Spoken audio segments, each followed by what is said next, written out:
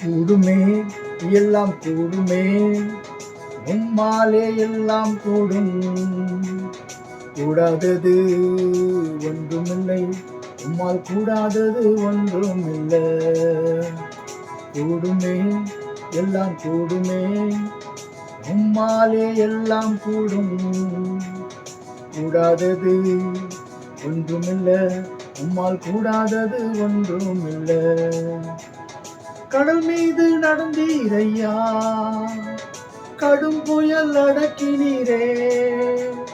கடல் மீது நடந்தீரையா, கடும் புயல் அடக்கினீரே. சாத்தானை ஒடுக்கினீரே, சர்வ வல்லவரே.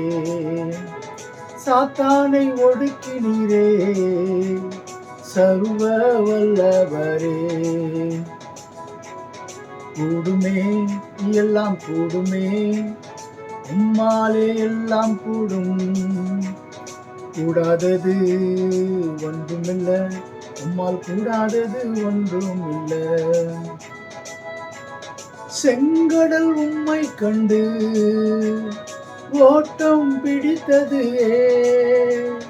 யோர்தான் உம்மை கண்டு பின்னோக்கி சென்றது. செங்கடல் உம்மை கண்டு ஓட்டம் பிடித்தது, யோர்தான் உம்மை கண்டு பின்னோக்கி சென்றது. கூடுமே, எல்லாம் கூடுமே, உம்மாலே எல்லாம் கூடும். கூடாதது ஒன்றுமில்லை, உம்மால் கூடாதது ஒன்றுமில்லை. உன்னாமம் சொன்னால் போதும், பேய்கள் ஓடுதையா. உம் பெயரால் கை நீட்டினா, நோய்கள் மறையுதையா. உன்னாமம் சொன்னால் போதும், பேய்கள் ஓடுதையா. உம் பெயரால் கை நீட்டினா, நோய்கள் மறையுதையா. கூடுமே, எல்லாம் கூடுமே, உம்மாலே எல்லாம் கூடும். கூடாதது ஒன்றுமில்லை, உம்மால் கூடாதது ஒன்றுமில்லை. மரித்து உயிர்த்தீரையா, மரணத்தை ஜெயித்தீரையா. மரித்து உயிர்த்தீரையா, மரணத்தை ஜெயித்தீரையா. மறுபடி வருவீரையா, ஒரு மாற்றம் தருவீரையா.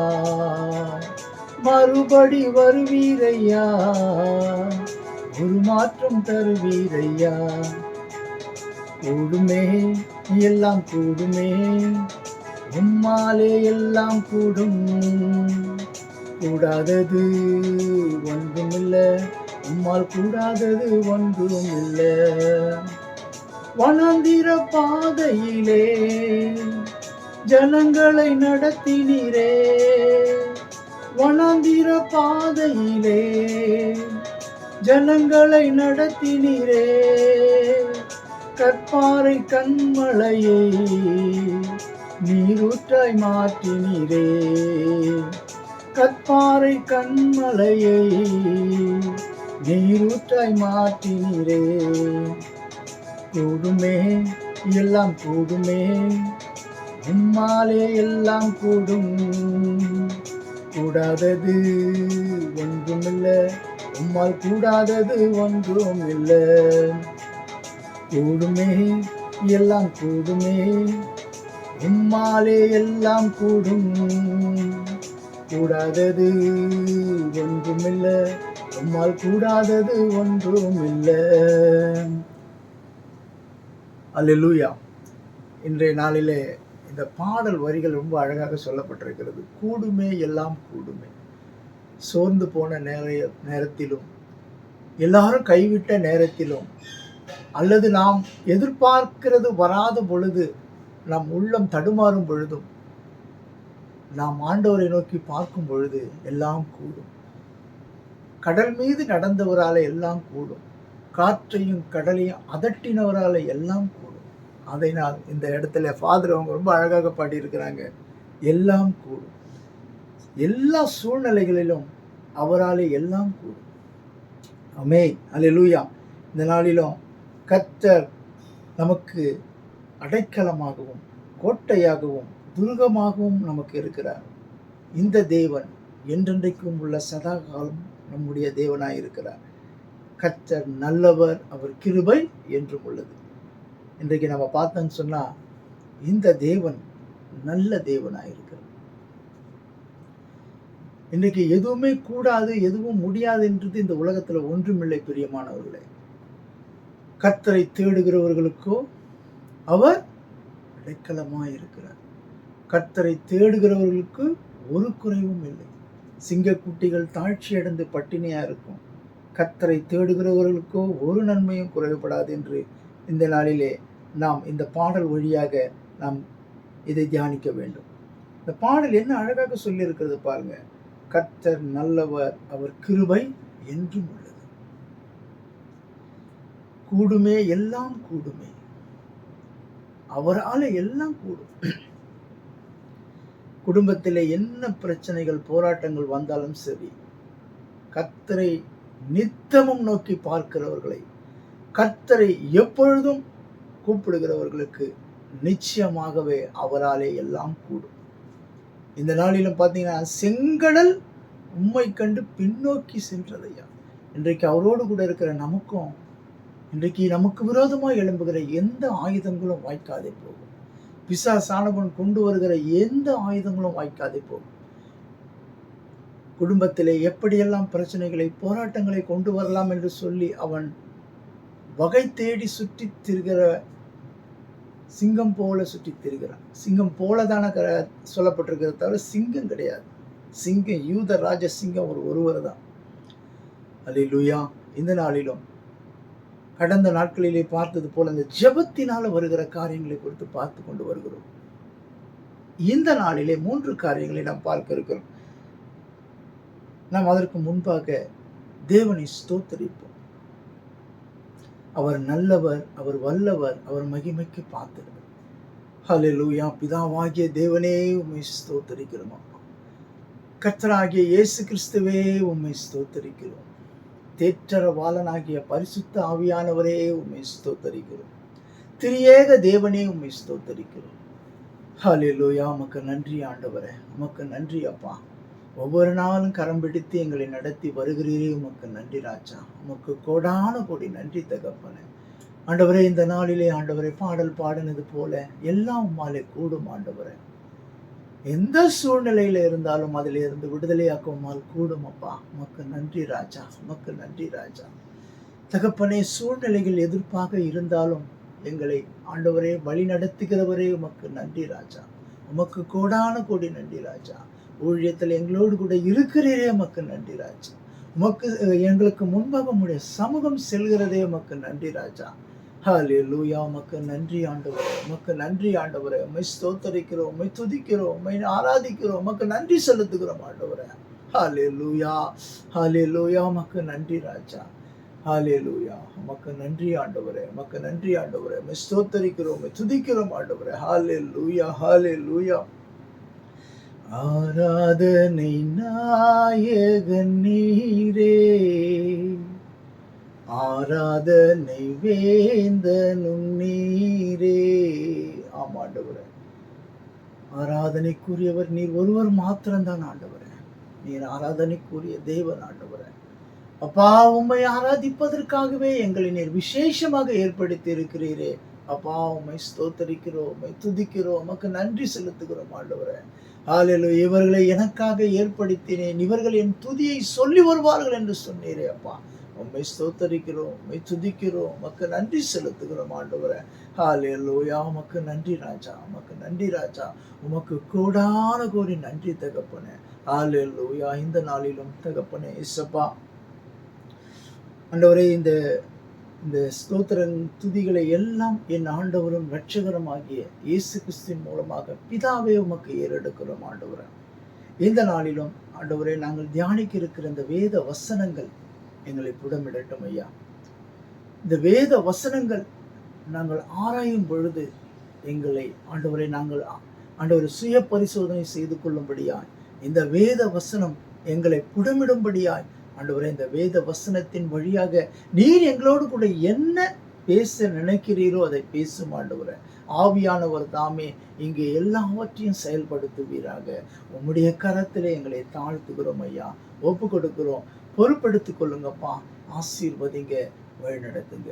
இயேசு கிறிஸ்துவின் மூலம் செபிக்கிறோம் எங்கள் நல்ல பிதாவே, ஆமென். இந்த நாளில் பார்த்தீங்கன்னு சொன்னா, முதலாவது பார்த்தீங்கன்னா, இன்றைக்கு பாடல் கேட்டது போல சத்துரு நம்மளை பின்னிட்டு செல்கிறான். கர்த்தரை நோக்கி கூப்பிடும் பொழுது, கர்த்தரை நாம் தேடும் பொழுது, கர்த்தரிடத்திலே நம்மளுடைய பாரங்களை சொல்லும் பொழுது, நமக்கு விரோதமாக எழும்புகிற சத்துரு நமக்கு பின்னிட்டு திரும்புகிறான். முதலாவது பார்ப்பது சத்துரு பின்னிட்டு திரும்புதல். எப்படி? இந்த ஜெபத்தினால் வருகிற ஆசீர்வாதங்களை குறித்து பார்த்து கொண்டு வருகிறோம்.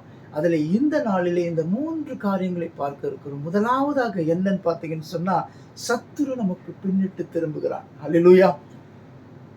உங்களுக்கு பிரச்சனைகள், போராட்டங்கள் வரும் பொழுது நீங்கள் தேவனை சார்ந்து கொண்டு இருப்பீர்கள் என்று சொன்னால், தேவனோடு கூட நீங்கள் இருப்பீர்கள் என்று சொன்னால், தேவனோடு கூட உறவாடுகிற அனுபவம் உங்களுக்கு இருக்கும் என்று சொன்னால், உங்களுக்கு விரோதமாக எழும்பும் ஆயுதம் வாய்க்காமலே போகும். பிரியமானவர்களே, இந்த நாளிலே அதைத்தான் சொல்லப்பட்டிருக்கிறது. பாருங்க, இந்த வசனத்தை நான் வாசிக்கிறேன்.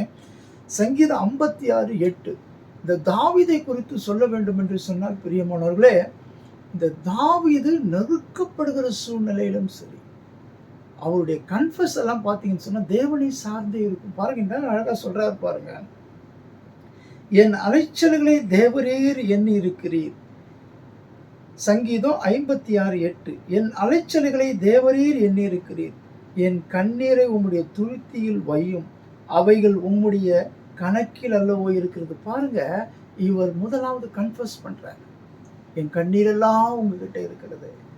இன்றைக்கு நாம கூட பிரியமானவர்களே, குடும்பத்திலே வருகிற போராட்டங்கள், பிரச்சனைகள் எல்லாவற்றிற்காகவும் தேவனை நோக்கி நாம் கண்ணீர் விடுகிறோம். அதெல்லாம் கொண்டு வருகிறது யாருன்னு தெரியும்? ஆண்டவருக்கு தெரியும். நம்மளை கண்ணீர் விட வைப்பது யார் என்பது ஆண்டவருக்கு தெரியும். நம்மளை அங்கலாய்க்க செய்வது யார் என்பது ஆண்டவருக்கு தெரியும். ஆகையினால்தான் இந்த தாவீது அவருடைய பிரச்சனைகளை அங்க சொல்லுகிறார். பாருங்க, என்னுடைய கண்ணீர் எல்லாம் உமக்கு தெரியும், என்னுடைய அலைச்சல் எல்லாம் உமக்கு தெரியும் என்று சொல்லி, அடுத்த வசனத்துல பாருங்க என்ன அழகாக சொல்லப்பட்டிருக்கிறது பாருங்க. 9வது வசனம், சங்கீதம் 56:9. நான் உம்மை நோக்கி கூப்பிடும் நாளில், என்ன உறுதியான ஒரு கன்ஃபஸ் பாருங்க. நான் உம்மை நோக்கி கூப்பிடும் நாளில் என் சத்துருக்கள் பின்னிட்டு திரும்புவார்கள். தேவனின் பட்சத்தில் இருக்கிறார் என்பதை அறிவேன்.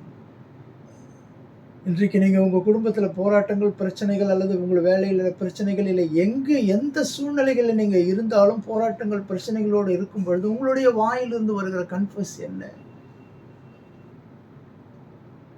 எப்படிப்பட்ட வார்த்தைகள் உங்கள் வாயிலிருந்து வருகிறது? ஐயோ அவ்வளவுதான் இனிமே என்று. ஆனா வேதகமத்தில் அப்படி சொல்லப்பட்டதில்லை. யாரெல்லாம் கர்த்தரை நோக்கி பார்த்தார்களோ அப்படிப்பட்ட ராஜாக்களுக்கு கர்த்தரை யுத்தம் பண்ணார். நீங்க வேதகமத்தை எடுத்து வாசித்து பாருங்க.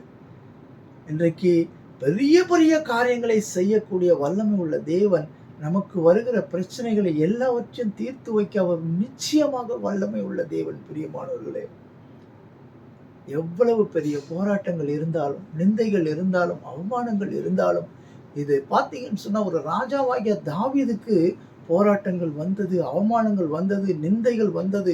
அப்படி எல்லாம் வந்த சூழ்நிலையில் அவரை பார்த்து கேவலமா பேசுவாங்க, அவரை அசட்டை பண்ணுவாங்க, பைத்தியக்காரன் என்று சொல்லுவாங்க. ஆனால் அந்த தாவீதின் வாயிலிருந்து எப்பொழுதும் என்ன வருகிறது பார்த்தீங்கன்னு சொன்னா பாருங்க, நான் உம்மை நோக்கி கூப்பிடும் நாளில், என் இயேசு கிறிஸ்துவை நோக்கி நான் கூப்பிடும் நாளில் எனக்கு விரோதமாய் எழும்புகிறவன் பின்னிட்டு செல்வான். என்ன ஒரு அறிக்கை பாருங்க. இன்னைக்கு அதை நீங்க சற்று சிந்தித்து பார்க்க வேண்டும். நம்ம இப்படி கேவலமா இருக்கிறோம்னு சொல்லி நம்மளை தூஷிக்கிறாங்களா? அல்லது நம்மளிடத்திலே பணம் இல்லை என்று சொல்லி நம்மளை அவமானமாக பேசுகிறார்களா? உங்களை நிந்திக்கிறார்களா? உங்கள் பேரில் பொய்யாய் சொல்லுகிறார்களா? கவலைப்பட வேண்டிய அவசியமே இல்லை. ஏன்? யாரு கவலைப்பட வேண்டியதில்லை? பாருங்க, தாவீது கர்த்தரை நோக்கி கூப்பிடுகிறார். தாவீது கர்த்தரை நோக்கி கூப்பிடும் பொழுது அவர் உள்ளத்திலே என்ன ஒரு கான்பிடென்ட் பாருங்க. அவருடைய கான்பிடென்ட் என்ன கான்பிடென்ட்னு கேட்டீங்கன்னா, இவங்க என்ன ஒண்ணா பேசிக்கிட்டு போட்டோம், யாரு ஒண்ணா எனக்கு விரோதமா வரட்டும், ஆனா என்ன சொல்றாரு, சத்துருக்கள் பின்னிட்டு திரும்புவார்கள். தேவன் என்ன சொல்ற, என்ன கான்பிடென்டான ஒரு வார்த்தை பாருங்க. இன்னைக்கு பிரியமானவர்களே, இந்த வார்த்தைகளை கேட்டுக்கொண்டிருக்கிற யாராக இருந்தாலும் சரி, உங்களுக்குள்ள ஒரு அசைக்க முடியாத ஒரு நம்பிக்கை வேண்டும். ஏன்னா, எப்படி இந்த நம்பிக்கை வரும்? எப்பொழுதும் தேவனோடு கூட உறவாடுகிற பிள்ளைகளுக்கு இந்த கான்பிடென்ட் வரும்.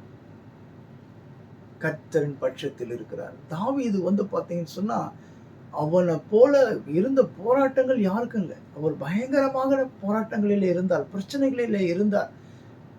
ராஜ்யங்கள் விரோதமாக எழும்புகிறது, எல்லோருமே விரோதமாக எழும்புகிறார்கள். ஆனாலும் அவர் உள்ளத்துக்குள்ள அசைக்க முடியாத ஒரு கான்பிடென்ட் இருக்குதுங்க. படைபலத்தை நம்பல, நம்ம கிட்ட எல்லாம் ஆட்கள் இருக்கிறாங்கன்னு அதை நம்பல. இன்னைக்கு செக்யூரிட்டி ஃபோர்ஸ் இருக்குது, அநேக செக்யூரிட்டிஸ் இருக்காங்க, பெரிய பெரிய அதிகாரிகளுக்கு, பெரிய பெரிய ஆட்களுக்கு. அந்த காலத்திலே இவர் ராஜாவாக இருந்தபோது எல்லாம் இருந்தது. ஆனால் அவருடைய வாயிலிருந்து வருகிற வார்த்தை, கர்த்தரின் பட்சத்தில் இருக்கிறார். என்ன கான்பிடென்ட்டுங்க! என்ன இக்கட்டான சூழ்நிலைகளில் இருந்தாலும் பிரியமானவர்களே, அந்த சூழ்நிலைகளிலிருந்து நம்மளை விடுவிக்க வல்லமை உள்ளவர் ஒருவர் உண்டு என்பதை உங்களுடைய உள்ளத்திலே நீங்கள் கொண்டிருப்பீர்கள் என்று சொன்னால், நிச்சயமாகவே எந்த சூழ்நிலையிலிருந்து அவர் விடுவிக்கிறவராயிருக்கிறார். ஹல்லேலூயா. வியாதி படுக்கையில் இருக்கலாம். வியாதி, அந்த வியாதி மிகப்பெரிய கொடூரமான பிசாசு.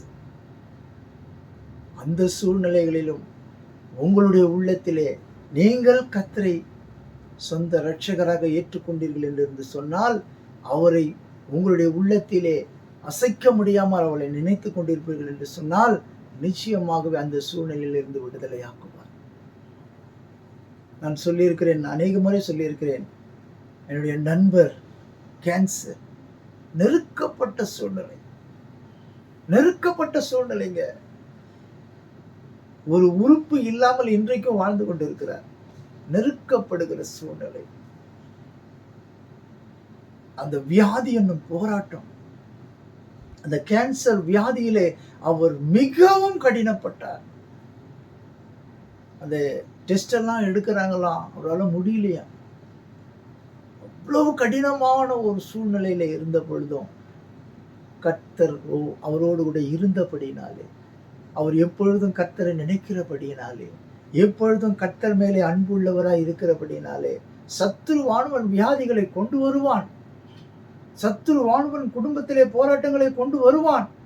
ஆனாலும் நம்ம உள்ள என்ன சொல்லணும்னா, என் கர்த்தரின் பட்சத்தில் இருக்கிறார், அவர் என்னை தூக்கி எடுப்பார், இந்த சூழ்நிலைகளை மாற்றுவார் என்று அந்த விசுவாசம், அந்த நம்பிக்கை உங்களோடு கூட இருக்கும் என்று சொன்னால், பிரியமானவர்களே, நிச்சயமாகவே நான் சொல்லுகிறேன், இந்த சூழ்நிலையை மாற்றக்கூடிய வல்லமை அவரிடத்தில் உண்டு. ஏன் என்று சொன்னால், இந்த வேதாகமத்தில் சொல்லப்பட்டிருக்கிறது, பெரிய பரிசுத்தவான்கள் எல்லாம் அப்படிப்பட்ட சூழ்நிலையில் இருந்து விடுதலையானார்கள். தானியேலை எடுத்துக்கொள்ளுங்கள், சிங்க குகையில போடப்பட்ட பொழுதும் சரி, அவருக்குள்ளே இருந்த அந்த விசுவாசம், அவருக்குள்ளே இருந்த அந்த கர்த்தர் மேலே உள்ள நம்பிக்கை அவரை வீண் போகவில்லை. அந்த சூழ்நிலையிலிருந்து ஆண்டவர் அவரை விடுதலையாக்கினார். ஹல்லேலூயா. சற்று சிந்தித்து பாருங்கள் பிரியமானவர்களே. இந்த நாளிலும் பாருங்க, இன்னொரு வசனத்தை வாசிக்கலாம். ரோமர் 8:31 வாசிக்கலாம். இவைகளை குறித்து நாம் என்ன சொல்லுவோம்? தேவன் நம்முடைய பட்சத்தில் இருந்தால் நமக்கு விரோதமாய் இருக்கிறவன் யார்? ஹல்லேலூயா. கர்த்தர் நம் பட்சத்தில் இருக்கிறார். ஹல்லேலூயா, ஸ்தோத்திரம். என்ன அழகாக சொல்லப்பட்டிருக்கிறது பாருங்க. தேவன் நம்முடைய பட்சத்தில் இருந்தால் நமக்கு விரோதமாய் இருப்பவன் யார்? ஒவ்வொரு மனுஷனுக்கும் ஒவ்வொரு விதத்திலே விரோதங்கள் உண்டு. ஒவ்வொரு மனுஷனுக்கும் ஒவ்வொரு விதத்திலே எதிர்ப்பாளர்கள் இருப்பார்கள். ஆனாலும் நாம் கர்த்தரோடு கூட இருப்போம் என்று சொன்னார், கர்த்தர் நம்மளோடு கூட இருப்பார் என்று சொன்னால், நிச்சயமாகவே நான் சொல்லுகிறேன், செங்கடல் உம்மை கண்டு ஆண்டவராகிய இயேசு கிறிஸ்துவை கண்டு பின்னோக்கி சென்றது போல இன்றைக்கு இயேசு கிறிஸ்து உங்கள் உள்ளத்துக்குள்ளே இருப்பார் என்று சொன்னார், அந்த இயேசு உங்கள் உள்ளத்திலே வாசம் செய்வார் என்று சொன்னால், அந்த இயேசுவோடு கூட நீங்கள் ஜீவிப்பீர்கள் என்று சொன்னால், நிச்சயமாகவே உங்களுக்கு விரோதமாக எழும்புகிற ஆயுதம் வாய்க்காமலே போகும். அல்லேலூயா. இன்னொரு வசனத்தை வாசிக்கலாம். சங்கீதம் 9:3. என் சத்துருக்கள் பின்னாக திரும்பும் போது உமது சமூகத்தில் அவர்கள் இடருண்டு அழிந்து போவார்கள். இன்றைக்கு நமக்கு வருகிற சத்துரு, இந்த தலைப்பு பார்த்தீங்கன்னு சொன்னா, சத்துரு பின்னிட்டு திரும்புதல். முதலாவது ஜெபிக்கிறவனுக்கு என்னென்னலாம் நடந்து கொண்டு வருகிறது என்று சொல்லி நாம் பார்த்து கொண்டு வருகிறோம் கடந்த வாரங்களிலே. இந்த நாளிலே பார்க்கிறது பார்த்தீங்கன்னு சொன்னா, சத்துரு ஜெபிக்கிறவனுக்கு வருகிற ஆசீர்வாதம், விரோதங்கள் அவனை விட்டு ஓடும். ஜெபிக்கிறவனுக்கு ஒருவனும் விரோதமாக செயல்பட முடியாது என்பதை தான் இன்று பார்க்கிறோம். சத்துரு பின்னிட்டு திரும்புகிறான். அந்த சத்துரு யார்? நமக்கு தெரிஞ்சதெல்லாம் நமக்கு எதிராக வருவன தான் சத்துருவா நமக்கு தெரியும். ஆனால் அந்த சத்துருவை பயன்படுத்துகிற பிசாசு அவனுக்கு பின்பாக இருக்கிறான். எவ்வளவு பெரிய கொலைகாரனாக இருந்தாலும் சரி, எவ்வளவு பெரிய கொள்ளைக்காரனாக இருந்தாலும் சரி, எவ்வளவு அநியாயம் செய்கிறவனாக இருந்தாலும் சரி, அவனுக்கு பின்பாக இருந்து செயல்படுகிறவன் அந்த பிசாசு. அதனால்தான் ஆண்டவருக்கு தெரியும், எவ்வளவு பெரிய பாவிகளை அவர் மன்னிக்க வல்லமை உள்ளவர். ஏங்க பாவிகளை மன்னிக்கிறாரு? எதுக்குங்க பாவிகளை மன்னிக்கிறாரு? அந்த மனிதனை அவர் படைத்தாருங்க. மனிதன் மேல ஆண்டவருக்கு எந்த கோபமும் கிடையாதுங்க. அவருக்கு வருகிற கோபம், அவர் எதிர்க்கிறது பிசாசை தான். ஆகையினால்தான் ஆண்டவர் ஞானஸ்தானம் பெற்று பரமேறின பொழுது, ஞானஸ்தானம் பெற்று கரையேறின போது அவரை முதலாவதாக வனாந்தரத்திலே பிசாசினால் சோதிக்கப்படுகிறார். அவனுக்கு தெரியும் இவர் யார் என்பதை தெரியும். ஆகையினாலே இன்றைக்கு நமக்கு வருகிற விரோதங்கள் எல்லாம், இன்றைக்கு நமக்கு வருகிற போராட்டங்கள் எல்லாம் உண்மையாக சொல்ல போனால் அந்த மனிதனால அல்ல, அந்த மனிதனை அவன் பயன்படுத்துகிறான். பிசாசு என்பவன் நமக்கு விரோதமாக ஒரு மனிதனை ஏற்படுத்துகிறான். அவனுடைய ஏஜென்ட்டாகத்தான் அந்த பிசாசுக்கு அவர்கள் வருகிறார்களே தவிர, ஆண்டவருடைய பிள்ளைகளுக்கு ஆண்டவர் துணையாக இருக்கிறார். எவ்வளவு பெரிய ஏஜென்ட்டாக இருந்தாலும் சரி, அவன் எவ்வளவு பெரிய ஆளாக இருந்தாலும் சரி, அவனுக்குள்ளே இருக்கிற அந்த பிசாசின் கிரியைகளை ஆண்டவர் அழிக்கவே இந்த உலகத்திற்கு வந்தார். ஆகையினாலே இந்த நாளிலே உங்களுடைய உள்ளத்திலே வருகிறது என்ன என்று சொன்னால், எந்த சூழ்நிலையிலே சத்துரு வந்தாலும் சரி, அந்த சூழ்நிலையை மேற்கொள்ளும்படியாய் ஆண்டவராகிய இயேசு கிறிஸ்து உங்களோடு கூட இருக்கும் பொழுது அந்த சத்துரு பின்னிட்டு திரும்புவான். ஆகையினாலே உங்களுடைய வாழ்க்கையிலே நீங்கள் இப்படி எந்த சூழ்நிலை இருக்கிறீர்கள் சற்று சிந்தித்து பாருங்கள். நீங்கள் பாவிகளாக இருக்கலாம், நீங்கள் பயங்கரமான ஒரு பாவத்தை செய்கிறவர்களாக இருக்கலாம். நீங்கள் அல்ல பிரியமானவர்களே, உங்களுக்குள்ளே அந்த செயல்படுத்துகிற அந்த பிசாசின் கிரிகளை அழிக்க வந்த அந்த இயேசு கிறிஸ்துவை நீங்கள் ஏற்றுக்கொள்வீர்கள் என்று சொன்னால், அந்த இயேசு கிறிஸ்து உங்கள் உள்ளத்திலே வருவார் என்று சொன்னால், உங்களை சேதப்படுத்த நினைக்கிற அந்த பிசாசு ஓடி போய் விடுவார்.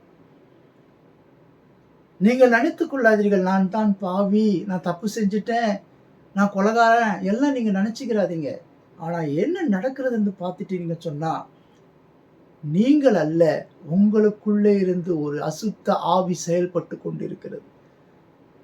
அந்த அசுத்த ஆவிக்கும் இயேசுவுக்கும் தான் போராட்டமே தவிர உனக்கும் இயேசுவுக்கும் அல்ல. பிரியமானவர்களே, நீங்கள் தவறாக நினைத்து கொண்டிருக்கிறீர்கள். கிறிஸ்து இந்த உலகத்தை மீட்க வந்தவர். கிறிஸ்து இந்த உலகத்தின் பாவங்களில் இருந்து நம்மளை மீட்க வந்தவர். அந்த கிறிஸ்துவை நீங்கள் நிச்சயமாகவே சொல்லுகிறேன், அவரை ஏற்றுக்கொள்ளுங்கள். அவர் உண்மை உள்ள தேவன், அவர் வல்லமை உள்ள தேவன். அல்லேலூயா. சற்று சிந்தித்து பாருங்கள் பிரியமானவர்களே. அடுத்த வசனத்தை வாசிக்கலாம் பாருங்க. அடுத்த வசனம் பார்த்தீங்கன்னா சங்கீதம் 41:11. இதுல என்ன சொல்லப்பட்டிருக்கு பாருங்க. என் சத்துரு என் மேல் ஜெயம் கொள்ளாததினால் நீர் என் மேல் பிரியமாயிருக்கிறீர் என்று அறிவேன். இன்றைக்கு நம்மளை குறித்து சுய பரிசோதனை செய்ய வேண்டும்.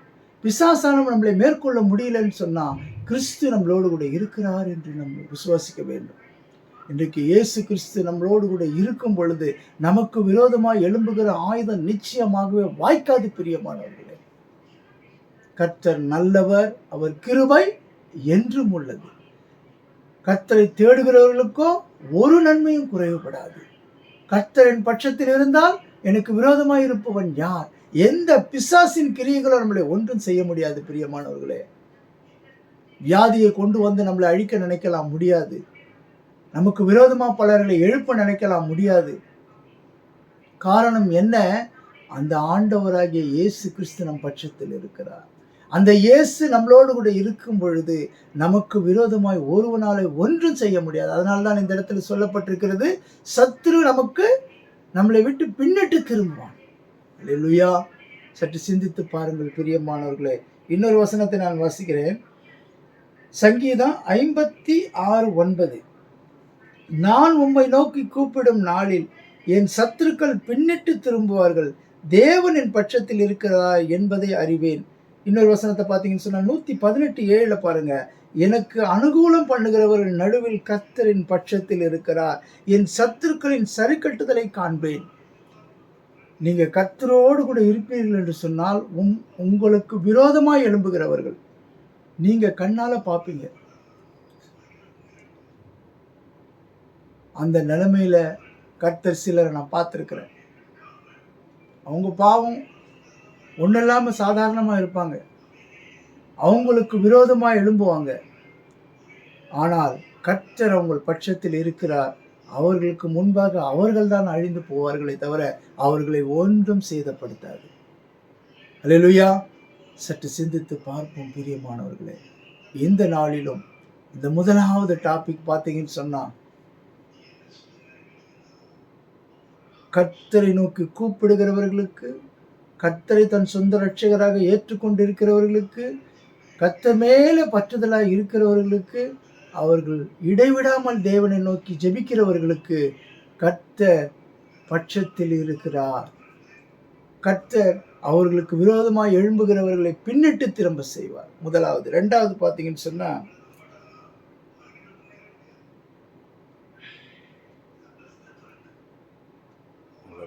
ரெண்டாவது பார்த்தீங்கன்னா கிருபை கிடைக்கிறது. இந்த ரெண்டாவது டாபிக் பார்த்தீங்கன்னு சொன்னா கிருபை. நாம் நிற்பதும் நிர்மூலமாகாமல் இருப்பதும் அவருடைய சுத்த கிருபை. இந்த நாளிலும் இந்த கிருபையை குறித்து நாம் பார்க்கலாம். பார்த்தீங்கன்னா இந்த வசனத்தை பார்த்தீங்கன்னு சொன்னா சங்கீதம் 86:5 பாருங்க. நீர் நல்லவரும் மன்னிக்கிறவரும் உம்மை நோக்கி கூப்பிடுகிற யாவர் மேலும் கிருபை மிகுந்தவருமாய் இருக்கிறீர். இன்றைக்கு பிரியமானவர்களே, நம்முடைய வாழ்க்கையில இந்த கிருபை மிக மிக அவசியம் பிரியமானவர்களே. இந்த கிருபை மாத்திரம் நமக்குள்ளே இருந்தது என்று சொன்னால், இன்றைக்கு எத்தனையோ சூழ்நிலைகள் இருக்கும் பொழுதும் சரி, நம்மை காப்பாற்றுவது அந்த கிருபை தான். அந்த கிருபை நமக்குள்ளே இருக்கும் பொழுது நாம் நினைத்து கொள்ளலாம், நாம் செய்கிற தான தர்மங்கள் அல்லது நற்காரியங்கள் இவைதான் நம்மளை காப்பாற்றுவது என்று சொல்லி. நிச்சயமா கிடையாதுங்க. ஒரு மனிதன் ரட்சிக்கப்படுவது அவருடைய மிகப்பெரியதான கிருபை பிரியமானவர்களே. அல்லேலூயா. இந்த நாளிலும் அந்த கிருபையை குறித்து இரண்டாவது பகுதியிலே நாம் பார்க்கிறோம். அந்த கிருபை நம்மை தாங்குகிறது. கிருபை அந்த இயேசு கிறிஸ்துவின் மூலமாக இலவசமாய் நாம் பெற்றுக்கொள்கிறோம். இன்றைக்கு ரட்சிப்பு கிருபையினால கிடைக்கிறது பிரியமானவர்களே. அல்லேலூயா. பாருங்க, இந்த வசனத்தை நாம் பார்ப்போம். ரெண்டாவது வசனத்தை பார்ப்போம். யாத்ராகமம் 34:6 பாருங்க. கர்த்தர் அவனுக்கு முன்பாக நடந்து போகிற போது அவர் கர்த்தர் இரக்கமும் கிருபையும் நீடிய சாந்தமும் மகா தயவும் உள்ள சத்தியம் உள்ள தேவன் என்று சொல்லி இந்த இடத்துல அறிக்கை செய்கிறார். இந்த இடத்துல பார்த்தீங்கன்னு சொன்னா அந்த கிருபை நமக்கு முன்பாக செல்லுகிறது. அதனால தான் இன்றைக்கு நிறைய இடத்துல பார்த்தீங்கன்னு சொன்னால், வாகனத்தில் பார்த்தீங்கன்னு சொன்னால், என் சமூகம் உனக்கு முன்பாக செல்லும் என்று சொல்லப்பட்டிருக்கிறது. அந்த முன்னாடி எழுதி போட்டிருப்பாங்க, என் கிருபை என் சமூகம் உனக்கு முன்பாக செல்லும், என் கிருபை உமக்கு போதும் என்று சொல்லி. இந்த நாளிலும் பார்த்தீங்கன்னு சொன்னால், அந்த சமூகம் நமக்கு முன்பாக செல்வதே அவருடைய கிருபைங்க. அவர் நமக்கு முன்பாக சென்று கோணலானவைகளை செவ்வையாக்குற தேவனாய் இருக்கிறார். இன்றைக்கு அவரை நோக்கி கூப்பிடும் பொழுது, அவரிடத்தில் தேவனிடத்தில் நாம் ஜெபிக்கும் பொழுது, நம்மை அவர் சமூகம் முன்பாக செல்லுவதாக இருக்கிறது. அவருடைய கிருபை நம்மை சூழ்ந்து கொள்ளுகிறது. ஹல்லேலூயா. இன்றைக்கு நோவாவுக்கு கர்த்தருடைய கண்களிலே கிருபை கிடைத்தது என்று சொல்லப்பட்டிருக்கிறது. நோவாவின் கண்களிலே, இது கர்த்தரின் கண்களிலே நோவாவுக்கு கிருபை கிடைத்ததுனால அந்த சந்ததி ஆசீர்வதிக்கப்பட்டது. இன்றைக்கு அந்த நோவாவின் சந்ததியிலே தான் நாம் இருக்கிறோம். அந்த காப்பாற்றப்பட்ட அந்த நோவாவின் மூலமாக இன்றைக்கு சந்ததி உருவானது. பிரியமானவர்களே, அந்த கிருபை நோவாவை காப்பாற்றியது. ஜலப்பிரளயம் வந்து உலகமே அழியுது, அந்த நோவாவினுடைய குடும்பம் மாத்திரம் பாதுகாக்கப்படுகிறது. அதாவது தான் இந்த இடத்துல சொல்லப்பட்டிருக்கிறது. இன்றைக்கும் பிரியமானவர்களே, நமக்கு ஆண்டவருடைய கிருபை இருந்தால் போதும். பிரியமானவர்களே, நம்மை ஒருவனாலும் ஒன்றும் செய்ய முடியாது. அந்த கிருபை நம்மளை வழிநடத்தும், அந்த கிருபை நம்மளை பாதுகாக்கும், அந்த கிருபை நம்மளை என்றும் வழி நடத்துகிறதா இருக்கும். அதை தான் இந்த வசனம் அழகாக சொல்லப்பட்டிருக்கிறது. பாருங்க, நெகேமியாவில் பாருங்க, நெகேமியா 9:17 நான் வாசிக்கிறேன். அவர்கள் செவி கொடுக்க மனதில்லாமல் அவர்களிடத்திலே நீர் செய்த உம்முடைய அற்புதங்களை நினையாமலும் போய் தங்கள் கழுத்தை கடினப்படுத்தி தங்கள் அடிமைத்தனத்துக்கு திரும்பும்படிக்கு அவர்கள் கலகம் பண்ணி ஒரு தலைவனை ஏற்படுத்தினார்கள். ஆகிலும் வெகுவாய் மன்னிக்கிறவரும் இரக்கமும் மன உருக்கமும் நீடிய சாந்தமும் மகா கிருபையும் உள்ளவுமான தேவனாகிய நீர் அவர்களை கைவிடவில்லை. இன்றைக்கும் பிரியமானவர்களே, நாம் எவ்வளவோ ஆண்டவருக்கு விரோதமாக செயல்படுகிறோம். ஆண்டவருடைய காரியங்களுக்கு நம்ம எவ்வளவோ முட்டுக்கட்டை போடுகிறோம். ஆண்டவருக்கு விரோதமாக நம்ம எத்தனையோ காரியங்கள் நாம் செய்கிறோம், எத்தனையோ பாவங்கள் செய்கிறோம். அன்றைக்கு இஸ்ரவேல் மக்கள் செய்த பாவங்கள் போல இன்றைக்கும் செய்து கொண்டு இருக்கிறார்கள். பிரியமானவர்களே, இன்றைக்கும் மற்றவர்களுக்கு விரோதமாக செயல்பட்டு கொண்டிருக்கிறார்கள். இன்றைக்கும் கர்த்தருக்கு பிரியமில்லாத காரியங்கள் நடந்து கொண்டிருக்கிறது. ஆனாலும் அவருடைய மகா கிருபை, அவருடைய தயவு, அவருடைய இரக்கம் இன்னைக்கு நம்மளை மன்னிக்கிறது. பிரியமானவர்களே, அந்த மன்னிப்பு நமக்கு எப்படி கிடைக்கிறது? அவருடைய மகா கிருபையினாலே அந்த மன்னிப்பு, தயவு கிடைக்கிறது. யாத்திராகமத்திலே அவர்கள் அந்த வனாந்திரத்திலே எப்படியெல்லாம் முறுமுறுத்தார்கள், ஆனாலும் ஆண்டவர் அவர்களை தயவாய் மன்னித்து அவர்களை வழி நடத்துகிற தேவனாய் இருந்தார். அல்லேலூயா. சற்று சிந்தித்து பாருங்கள் பிரியமானவர்களே, இந்த நாளிலும் இந்த வேத வசனங்கள் நம்மை ஆராய வேண்டும். நாம் எந்தெந்த விதத்திலே கர்த்தருக்கு பிரியமில்லாமல் நடந்து கொள்ளுகிறோம், நாம் எந்தெந்த இடத்திலே கர்த்தருக்கு பிரியமில்லாத காரியங்கள் செய்கிறோம், நாம் எந்தெந்த இடத்திலே தேவனுடைய வார்த்தைகளுக்கு விரோதமாய் செயல்படுகிறோம் என்று சொல்லி சற்று சிந்தித்து பார்ப்போம் என்று சொன்னால் அந்த கிருபையை நாம் இழந்து போகாமல் இருப்போம். முதலாவதாக பார்த்தது, நமக்கு விரோதமாக எழும்புகிறவர்களை ஆண்டவர் பின்னிட்டு திரும்ப செய்கிறார். இரண்டாவதாக கிருபை கொடுக்கிறார். அந்த கிருபையை நாம் எப்படி பாதுகாத்துக் கொள்கிறோம் என்று சொல்லி சற்று சிந்தித்து பார்ப்போம். இந்த வேத வசனங்களை எல்லாம் வாசித்து பாருங்கள். இந்த வேத வசனங்களிலே என்ன சொல்லப்பட்டிருக்கிறது என்று சொல்லி நீங்கள் தியானம் பண்ணுங்கள். கர்த்தர் உங்களோடு கூட இடைப்படுவார், கர்த்தர் உங்களோடு கூட பேசுவார். கர்த்தர் உங்களுக்கு என்னென்ன காரியங்களிலே நாம் ஆண்டவருக்கு விரோதமாக செயல்படுகிறோமோ அந்த காரியங்களை நம்மளுக்கு அறிவுறுத்துவார், அதிலிருந்து நம்மளை வெளியே கொண்டு வருவார். அதற்கெல்லாம் காரணம்தான் இந்த கிருபை. அல்லேலூயா. பாருங்க, இன்னொரு வசனத்தை வாசிப்போம். சங்கீதம் 25:7, என் இளவயதின் பாவங்களையும் என் மீறுதல்களையும் நினையாதிரும். கர்த்தாவே, உம்முடைய தயவின் நிமித்தம் என்னை உமது கிருபையின்படியே நினைத்தருளும். பாருங்க, எப்படி ஒரு ராஜாவாக இருந்து கொண்டு தாவீது தன்னை குறித்ததான கன்ஃபஸ் பண்ணி அந்த கிருபையை பெற்றுக்கொள்கிறார். பாருங்க, அந்த கிருபை ஒரு மனுஷனை வாழ வைக்கும், அந்த கிருபை ஒரு மனுஷனை உயர்த்தும். அந்த கிருபை மாத்திரம் இருந்தால் போதும், எந்த சூழ்நிலையிலிருந்து நம்மளை விடுதலையாக்கும். மகா பெரிய கிருபை யாரிடத்தில் இருக்கிறது? கர்த்தரிடத்தில் இருக்கிறது.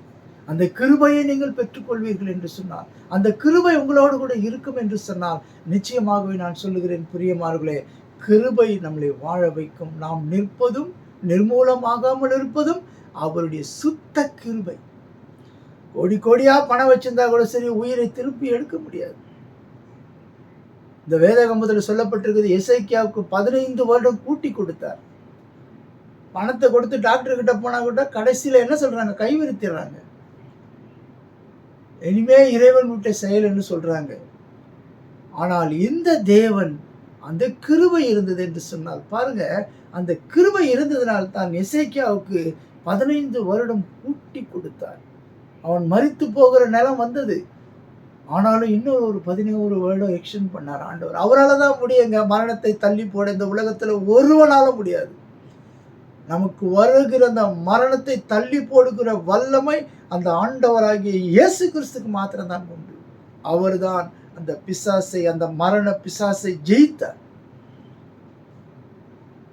நாளைக்கு நாம் மரித்து போவோம் என்று சொன்னால் கூட தேவன் நினைத்தால் அந்த மரணத்தை தள்ளி போட அவர் ஒருவராலும் முடியும். பிரியமானவர்களே, அதுதான் அந்த கிருபை.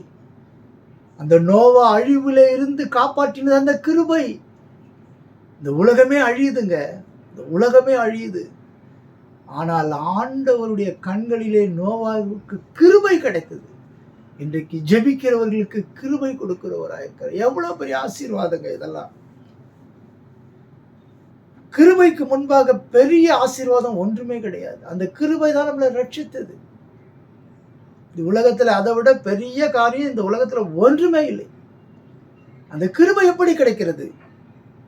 கர்த்தர் சமூகத்திலே காத்திருக்கும் பொழுது, கர்த்தரை நோக்கி கூப்பிடும் பொழுது அந்த கிருபை நம்மளுக்கு கிடைக்கிறதா இருக்கிறது. அல்லேலூயா. சற்று சிந்தித்து பாருங்க. முதலாவதாக நமக்கு விரோதமாக எழும்புகிறவர்களை அவர் பின்னிட்டு எழ செய்கிறார். இரண்டாவதாக அவர் நம்மளுக்கு கிருபை கொடுக்கிறவராக இருக்கிறாருங்க. இந்த கிருபை இலவசமாய் கொடுக்கப்படுகிறதுங்க. இந்த கிருபையை பணம் கொடுத்து வாங்கவே முடியாது. இந்த கிருபை அவர் கொடுக்கிறது தாங்க. இந்த உலகத்துல எத்தனையோ பேர் இருக்கிறாங்க. சிலர் மட்டும்தான் சூசன் பர்சனா இருக்கிறாங்க. அழைக்கப்பட்டவர்களோ அநேகர், தேர்ந்தெடுக்கப்பட்டவர்களோ சிலர் என்று சொன்னது போல சில மக்களை ஆண்டவர் எடுக்கிறார். ஏன் என்று சொன்னால், அன்றைக்கு அந்த உலகம் முழுவதும் அழியும் பொழுது நோவாவுக்கு கர்த்தருடைய கண்களிலே கிருபை கிடைத்தது போல இன்றைக்கும் அநேக மக்கள் இருக்கிறார்கள். சிலருக்கு தான் இந்த ஸ்லாக்கியம் கிடைக்கிறது. எல்லோருக்கும் இந்த ஸ்லாக்கியம் கிடைக்கிறது இல்லைங்க. கோடி கோடியா பணம் கொடுத்தா கூட இந்த ஸ்லாக்கியத்தை வாங்க முடியாதுங்க. அப்பா பிதாவே என்று கூப்பிடத்தான புத்திர சுவிகாரத்தின் ஆவியை கொடுக்கிறாருங்க. தன் அறையிலே தன்னுடைய ஆண்டவரை அழைக்க முடியும். எங்கெங்கோ சென்று எங்கெங்கோ பாவ நிவர்த்தி செய்கிறார்கள். அது அப்படிப்பட்டது அல்ல. இருக்கிற இடத்திலேயே கர்த்தர் நம்மளை நோக்கி பார்க்கிறவராயிருப்பார். அதுதான் அந்த கிருபை. நோவாவுக்கு கர்த்தருடைய கண்களிலே கிருபை கிடைத்தது. அதுபோல இன்றைக்கு உள்ள மக்கள், நமக்கு எல்லோருக்கும் கிருபை கிடைத்ததுனால்தான் இன்றைக்கு ரட்சிக்கப்பட்டிருக்கிறோம். இன்றைக்கு ரட்சிக்கப்பட்டது சாதாரண விஷயம் இல்லை. அன்றைக்கு எப்படி நோவா அழிந்து போகிற வாழ்க்கையிலிருந்து அந்த கிருபை மீட்டெடுத்ததோ, இன்றைக்கு நாமும் அழிந்து போற வாழ்க்கையிலிருந்து இந்த கிருபை நம்மளை மீட்டெடுத்தது. பிரியமானவர்களே, இந்த கிருபை மாத்திரம் நம்மளை மீட்டெடுக்கவில்லை என்று சொன்னால் நாம் அழிந்து போயிருப்போம். எப்படி நோவாவின் காலத்தில் இந்த உலகம் அழிந்ததோ அதே போல இந்த காலத்திலும் நாம் இயேசுவை அறியாமல் அழிந்து போயிருப்போம். நாம் இயேசு யார் என்று புரிந்து கொள்ளாமல் அழிந்து போயிருப்போம். அவரை அறிந்து கொள்ளாமலே அழிந்து போயிருப்போம். இன்றைக்கு நாம் அந்த இயேசு கிறிஸ்துவை நாம் பெற்றுக்கொண்டோம் என்று சொன்னால் அந்த கிருபை நம்மளை காப்பாற்றுங்க. இந்த உலகத்தின் அழிவின் காலத்திலே, இந்த உலகத்தை விட்டு நம்ம கடந்து போகிற காலத்திலே நம்மளை பாதுகாக்கிறது அந்த கிருபைங்க. இந்த எட்டர்னல் கிரேஸ், இது நித்திய கிருபைங்க. இது இந்த கிருபை நாம் பெற்றுக்கொள்ள வேண்டும். ஹல்லேலூயா. பாருங்க, இன்னொரு வசனத்தை வாசிக்கலாம். சங்கீதம் 62:12. கிருபை உம்முடையது ஆண்டவரே, தேவரீர் அவனவன் செய்கைக்கு தக்கதாக பலன் அளிக்கிறீர். ஹல்லேலூயா. அவருடைய கிருபை அவருடையது. அவனுடைய செய்களுக்கு தக்கதாக பலன் அளிக்கிறார். இன்றைக்கு பார்த்தீங்கன்னு சொன்னா, இந்த உலகத்துல நம்ம என்ன செய்கிறோம்னு சொல்லிட்டு ஆண்டவருடைய வருகையில அவனவனுக்குரிய பலன் அவரோடு கூட வருகிறது. நம்ம என்ன செய்கிறோம், ஒவ்வொரு நாளும் என்ன செய்கிறோம் என்று சற்று சிந்தித்து பார்த்தோம் என்று சொன்னால் தூக்கம் வராதுங்க. இன்னைக்கு நம்ம என்ன செய்து வந்தோம்? இன்னைக்கு நம்மளை ரட்சித்த தேவனுக்கு நம்ம என்ன செய்தோம்? எத்தனையோ வசதிகளை கொடுத்திருக்கிறாரு அந்த கர்த்தருக்கு நம்ம என்ன செய்தோம்?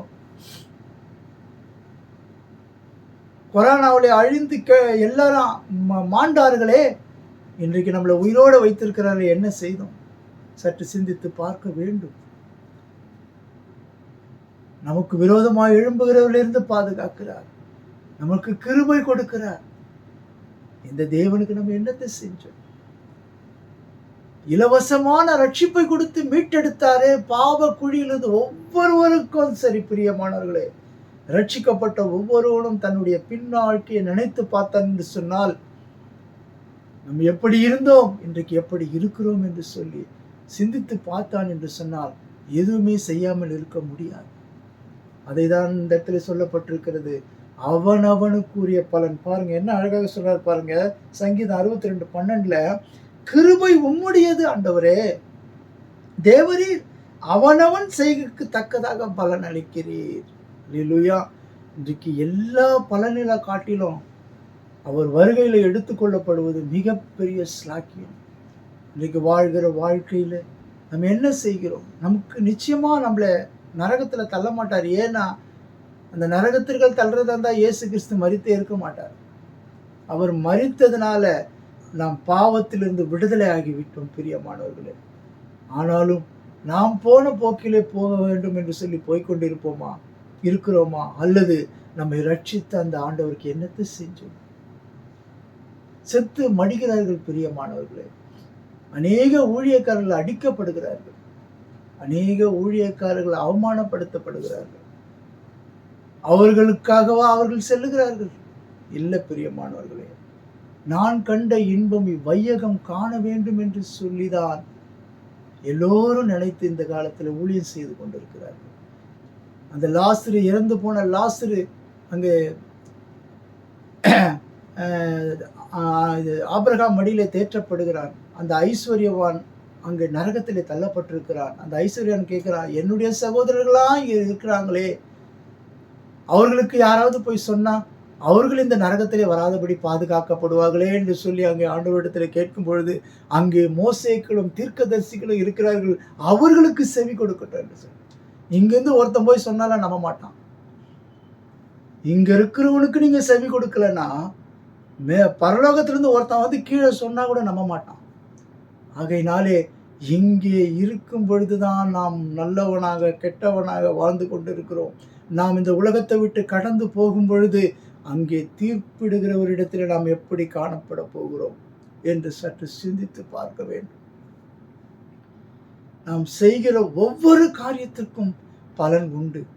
அதை தான் இந்த இடத்துல தாவீது சொல்லுகிறார், அவனவன் கிருபை உம்முடையது ஆண்டவரே, அவனவனுக்குரிய பலன் உம்மோடு கூட வருகிறது என்று சொல்லி, ஆண்டவர் வரும் பொழுது நம்முடைய கிரியைகளின் பலனை தான் அவர் கொண்டு வருகிறார்.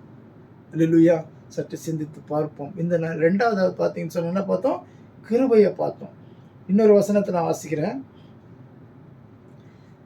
ஏசாயா 63:7, கர்த்தர் எங்களுக்கு செய்தறின எல்லாவற்றிற்கு தக்கதாகவும் அவர் தம்முடைய இரக்கங்களின்படியும் தம்முடைய திரளான தயவுகளின்படியும் இஸ்ரவேல் வம்சத்துக்கு செய்த மகா நன்மைக்கு தக்கதாகவும் கர்த்தருடைய கிரிகளையும் கர்த்தருடைய துதிகளையும் பிரஸ்தாப பண்ணுவேன்.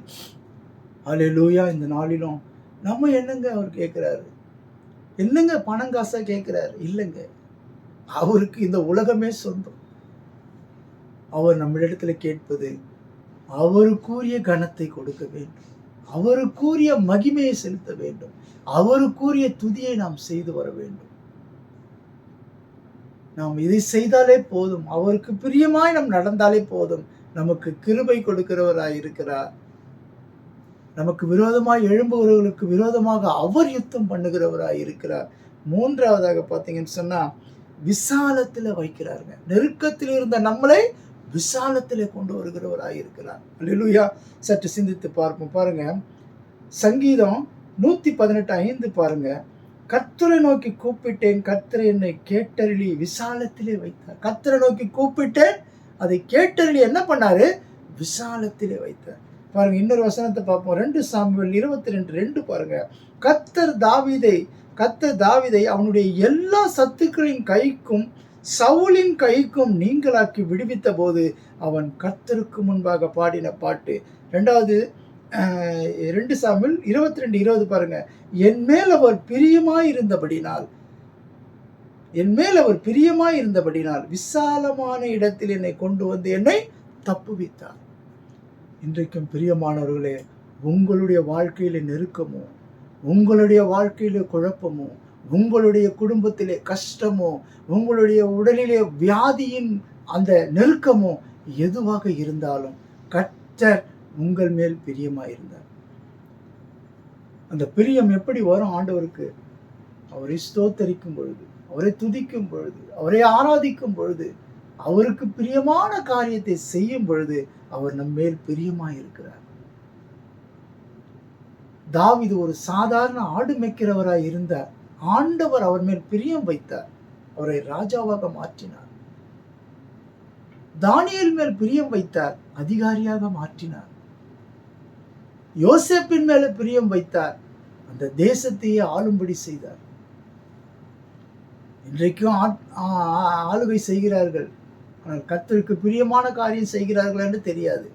ஆனால் நிச்சயமாகவே அவரவர்கள் கூடிய கிரியைகளுக்கு தக்கபடி பலன் அவரோடு கூட வருகிறது. ராஜாவாக இருக்கலாம், யாராக இருக்கலாம். அவன் ராஜா ஸ்தானத்தில் இருக்கும் பொழுது அவன் செய்த கிரியைகள் தான் அவரோடு கூட வரப்பொழுதே தவிர அவன் ராஜா என்பதற்காக அல்ல. இந்த இடத்துல தாவீதினுடைய அந்த கன்ஃபெஷன்லாம் பார்த்தீங்கன்னு சொன்னா அவ்வளவு அருமையானதாக இருக்கும். எங்க வசதி உள்ளவன், அதாவது வசதி அற்றவன் கூப்பிடுவாங்க பசிக்காக, ஆண்டவரே எனக்கு பசி எடுக்குதுன்னு சொல்லி. எல்லா புளியாப்பக்காரன் கூப்பிட மாட்டான் யாரையுமே. ஆனால் இங்கே பார்த்தீங்கன்னு சொன்னா எல்லாமே இருக்கிறது.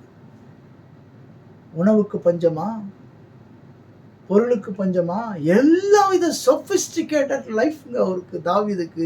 ஆனாலும் அவர் கர்த்தரை நோக்கி கூப்பிடுகிறவராய், கர்த்தர் சமூகத்திலே நித்தம் காத்திருக்கிறவராய் எப்பொழுதுமே இருந்தார்.